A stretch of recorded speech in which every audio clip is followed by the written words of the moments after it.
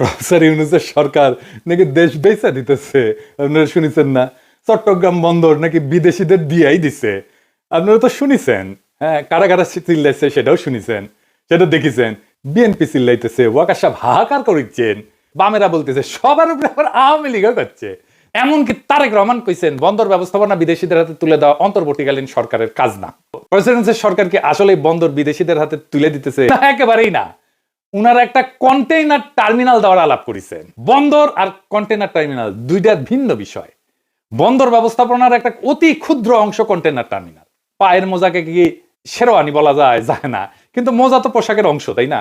এই যে রাজনৈতিক দল, সোশ্যাল মিডিয়া অ্যাক্টিভিস্ট বন্দর কন্টেইনার টার্মিনাল সব সমার্থক শব্দ হিসেবে ব্যবহার করতেছে। এরা পাবলিককে বুঝাচ্ছে যে এই দুইটা আসলে এক, কিন্তু প্রকৃতপক্ষে এদের কার্যক্রম, দায়িত্বের পরিসর সম্পূর্ণ আলাদা।